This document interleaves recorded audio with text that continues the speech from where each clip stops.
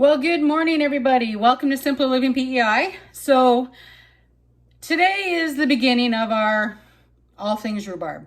Now, you've seen my rhubarb patch in the past. When we measured it when we first got here, it's about 30 feet long and almost, I think, 8 feet wide, give or take.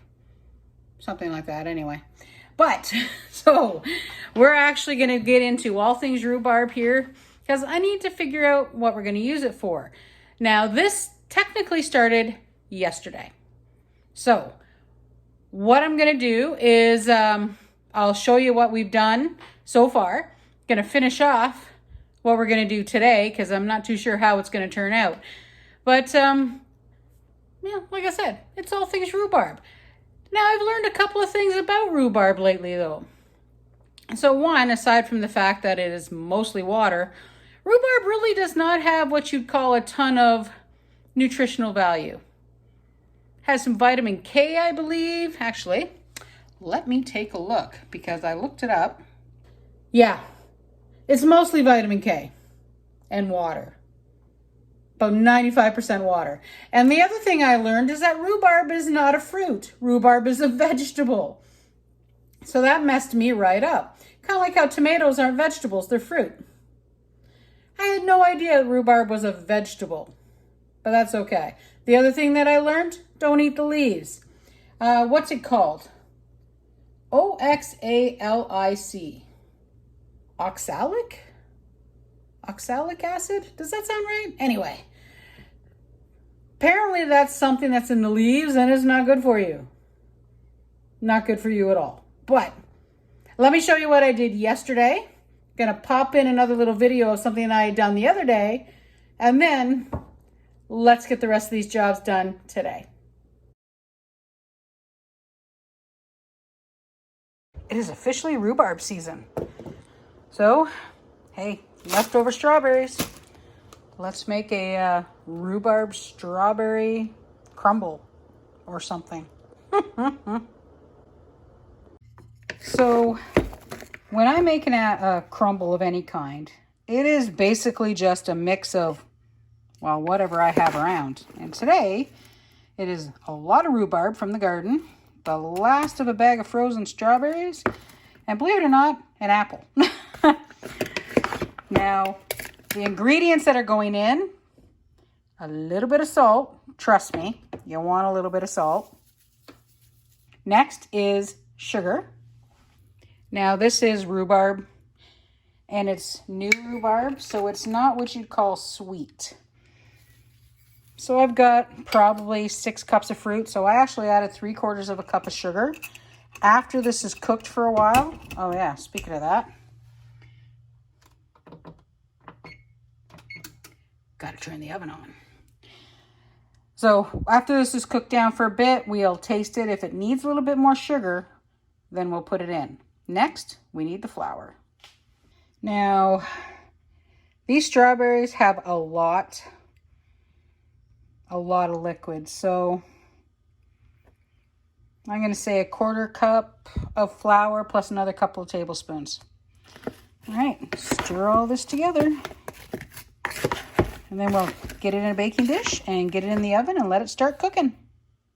Alrighty, there's our fruit. It is on a sheet pan. Oops, dropped a piece of rhubarb. Because this will bubble over. Because I should be using a bigger pan. I'm hoping it doesn't. But this is going to cook for at least an hour.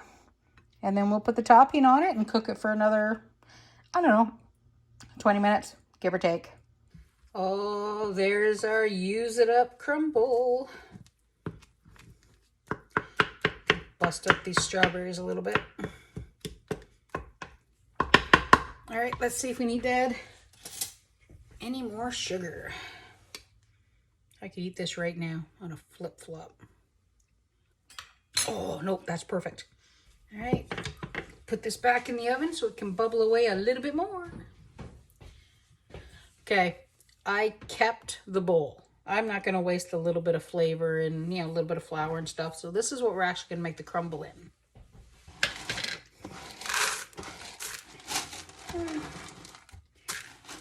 Oatmeal. And I gotta remind myself, don't make too much. It's a bad habit I have. A little bit of flour. I am gonna use the last of the butter because the butter just needs to be washed. A little bit of cinnamon, because, you know, tell me I don't like cinnamon. Tiny bit of salt, like 1/4 teaspoon. Probably about a 1/2 cup of brown sugar. And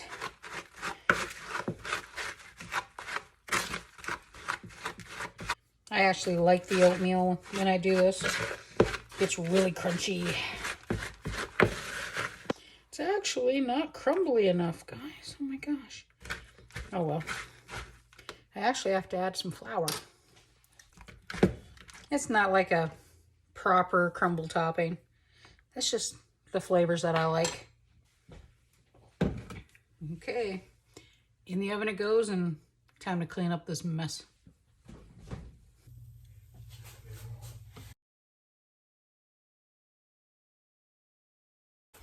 So, it has been raining nonstop for days. Seriously, days.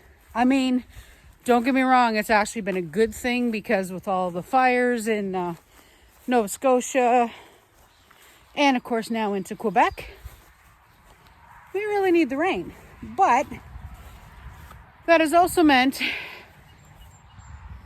that the rhubarb has gotten really stupid really fast. So I actually did pull some a little bit ago, and we made a crumble, you know, why not? But we really need to get some of this rhubarb processed because the 2 oldest plants, see right here, they're actually trying to go to seed. So, and you know something? Oh my gosh, I never noticed. See that? Woo! Right there? Right there? There's rhubarb under my windbreak. This windbreak, it's still recovering from the storm, but there's 3 of them. 1, 2, 3. Anyway, so here's the plan. We are going to pull some of the rhubarb. Now, if you've never pulled rhubarb, I got to do this, try and do it quick too, because the black flies are out and I'm still healing. But anyway, to get to the point, when you pull rhubarb, you don't cut it. If you cut it, then the bottom piece is still going to be in there. It may try and grow. Quite frequently, it'll rot. So what you do is you just pull it. So let me show you. Okay, so yeah, the rhubarb patch is huge. Now, when I go, this stupid vine. When I pull the rhubarb, I try and stick to about this size, but you literally just yank. See? And that's how you pull rhubarb. And believe it or not, I've met a few people that have cut it and then they wondered why the rhubarb plant never came back. So I am going to pull a bunch of these. I've got my bucket. And I've got my knife because I just cut the top off. So let me pull some and then we'll start cleaning them up. So it's not quite as much as I wanted, but the black flies have found me. So all the tops, they'll go on the hugel afterwards. I'm going in the house. And then I'll show you what we're going to do next. With this big old bucket of rhubarb. All right, I gotta get in the house. See you in a minute. So we have the bucket, guys. Now, some of these are huge. Now, I don't normally pull the great big ones, but I'm gonna try something that I've never tried. And I'm going to put rhubarb through the dehydrator. And I thought it would be easier if they were bigger. You can hear the dishwasher going behind me because I have the trays for the dehydrator in there washing because they haven't been used in a year. But I figure, why not? So let me get all these big ones in. We'll just take the bottoms off. Now, if you've never dehydrated before, basically you need slices about a 1/2 inch thick. So what I'm going to do is I'm going to see how consistent I can get these. And we're going to start with the dehydrator. Why not? So the other thing we need to get done is we need to get rhubarb in the freezer. Now you notice I haven't washed them beforehand. I'm just going to wash them before I actually put them on the sheet trays. But these, I just chop them up. This is the rhubarb that'll get used for crumbles, that'll get used for jam, that'll get used for whatever over the course of the winter. And I have no idea how many bags I'm going to have in the freezer. Last time I put bags in the freezer, I think I had 6 1-gallon bags. Oh, we'll see how many we get this year.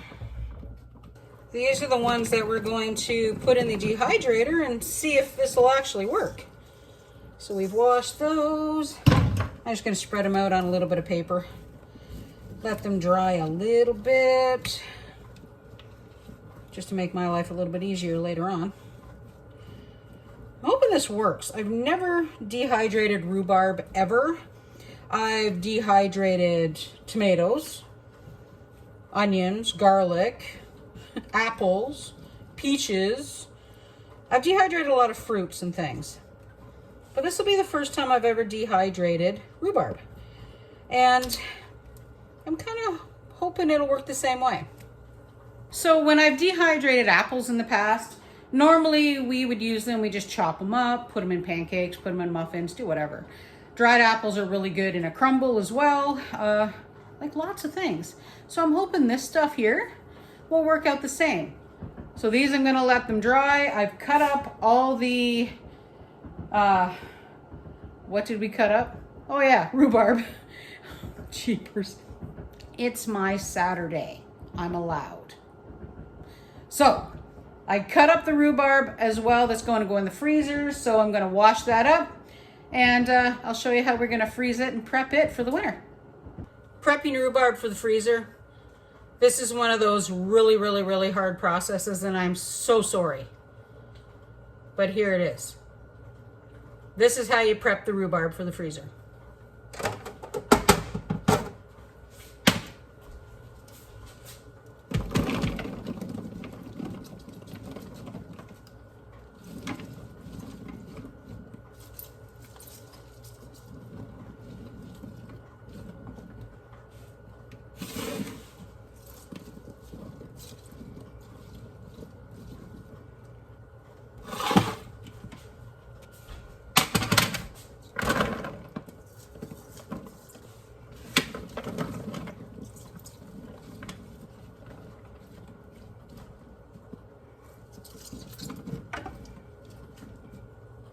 Three trays ready for the freezer.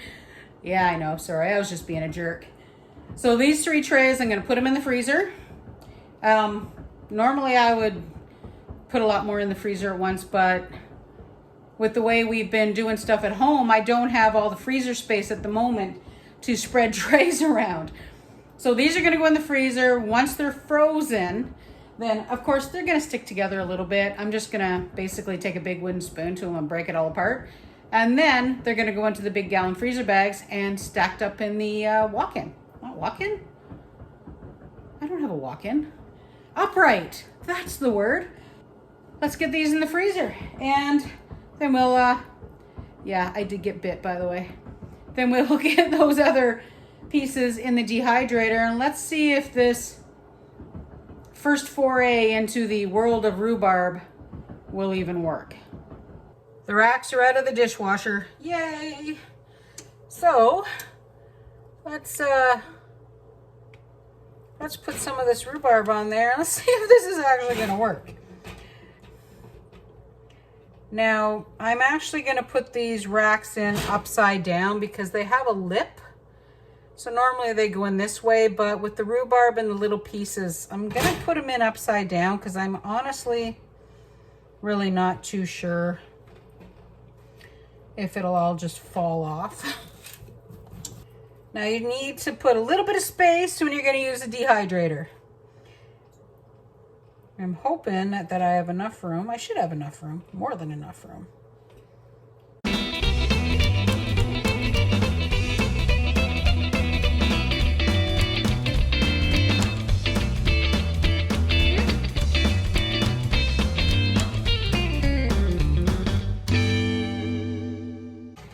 Okay, so I took the rest of the rhubarb out of the tray. I'm going to put those 2 racks in there to try and save some mess. So I took the rest of the rhubarb out of the tray and put it in a bowl. And I've got some super fine sugar. So we're going to put some sugar on these ones and see how it comes out.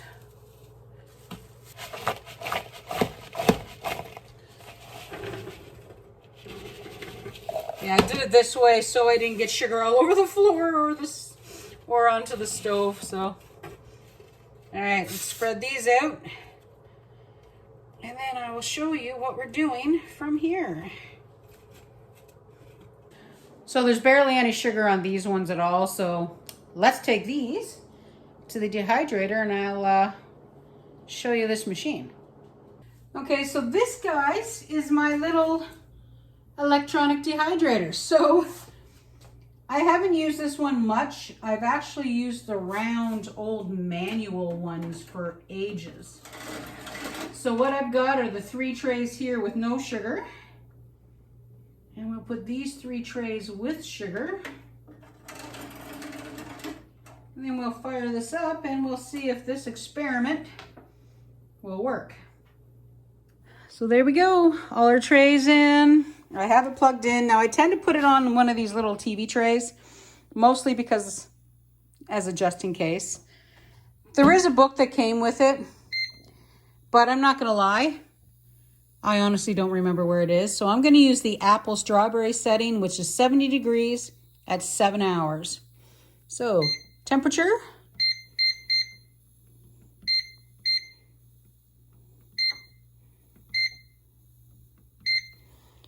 And time. Yes, you have to hit the button every time. And then you just leave it. See, there it goes. So this is going to heat up. This one does have a fan as well, so we'll let it go for the 7 hours and then we'll check it out.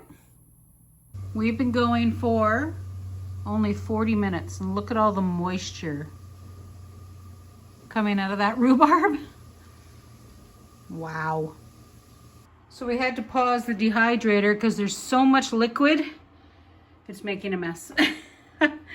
So I'm going to take the tray out of here carefully and try and drain it out. Okay, so I still have to clean that up, but the rest of it's good. But it's time to turn these around. I should have done it about an hour ago. See how on the back they're shriveling right up? All right, I guess this is gonna be a two-hand job. I'll be right back. Look at the difference to the ones at the front now. They were at the back by the fan because there's a fan way in there, which you guys can't see.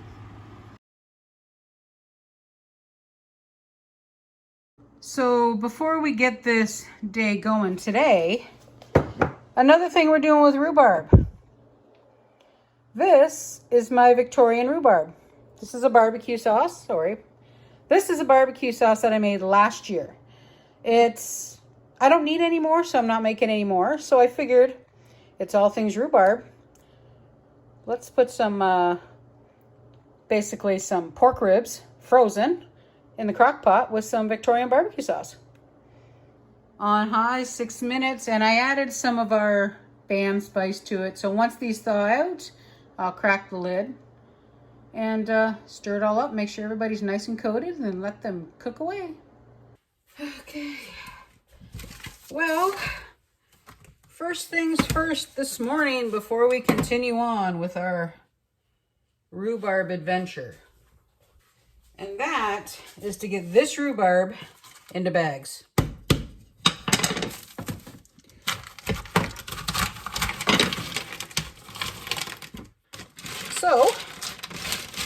bag all this up. And then we will check our dehydrated. And we'll see how, well, what we're going to do with it. One bag down.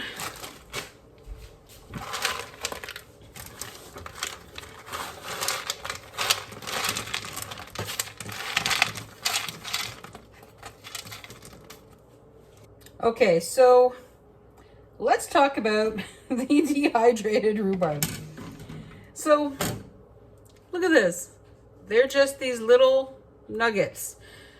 Now I knew they were going to get really small because rhubarb is basically just water. But I was hoping that they would go flat, not that. Okay, so this is one of the ones we covered in sugar yesterday. Very, very crunchy, which is cool. Whoa. You can tell that one had sugar on it, but it's not really sweet. This is one of the ones without sugar. Look at that. It's just a little nubby. Dehydrating does not, under any way, shape, or form, diminish the pucker power of rhubarb. Wow. Ooh, and I like rhubarb, but wow. That piece had some serious pucker power. All right, I'm gonna try something. I'm kind of curious. We're gonna put all this in the blender and see what happens. We have the blender. Now I gotta try and get all these pieces of rhubarb off. I'm just gonna mix them. It doesn't really matter, I don't think, if some are sugar coated and some aren't. And these are really, really dry, which is great because if you're gonna puree anything, it really should be dry. All right, let me get all these in and then we will see what kind of trouble we can get into with the rhubarb.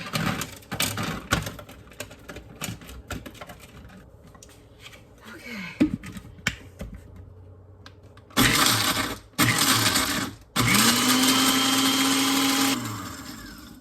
Sounds like there's still lots of big pieces in there. All right. Here we go again. I just stuck a piece of parchment down, guys, so we can kind of collect it all and see what happens.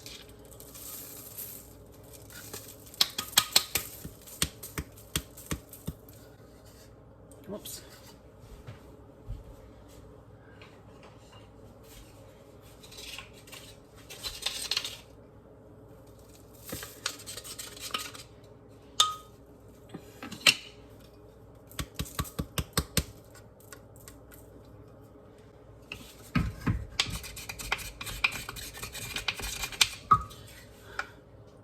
It's stuck to the bottom. Time for the universal screwdriver. All right, let's go. So obviously if you want it really, really powdery, you'd probably have to use like a coffee grinder because there's still some big pieces in here. I'm gonna grind up the rest of this and then let's try and use some. I have no idea how yet, but, oh, I know. Let's make up enough pancake mix for like one pancake. We have an empty honey jar. Let's put some in there.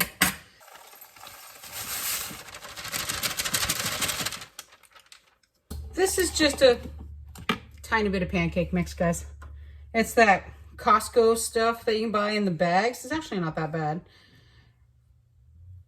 So I figured, why not just use a pre-made and go from there. Now I have no idea how much of this to use. So, and of course we have some pieces in here too. So how about, I don't know.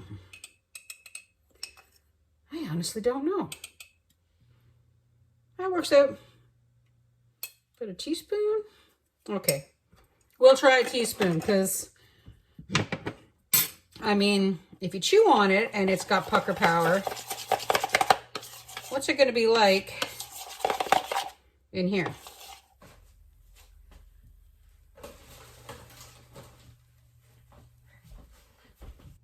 Well, there's our pancakes. So I'm going to give it a try first, and then we'll and we'll talk about it. But let's see what they look like. Ooh, you can actually smell the rhubarb. There's actually little tiny speckles in there. So, ooh, warm. Let's try it out. Ready?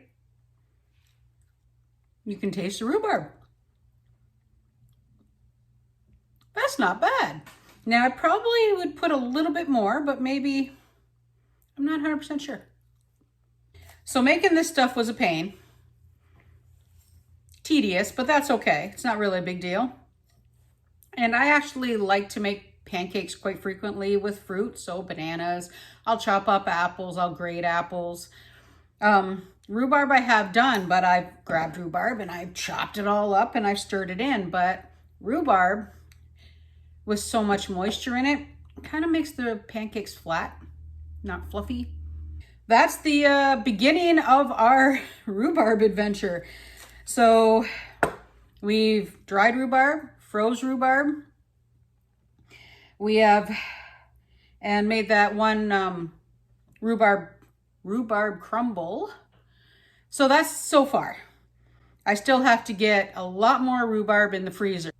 There's still things that I have to do with the rhubarb, so I still need to get some stewed rhubarb done. There's a few other things. There's got to be more you can do with rhubarb other than crumble, pancakes, stewed rhubarb. So, and I've got a lot of rhubarb. I think it's time to play. Alrighty, guys. Like I said, that's the beginning of our rhubarb adventure. I'm going to eat my lunch. And I still have to get more rhubarb in the freezer, so I'm going to brave the black flies, and here we go again. So thanks for coming out. Go ahead, hit that subscribe button so you can continue on as far as silly little adventures. And we'll see you next time as we do our simpler life on PEI. Bye for now.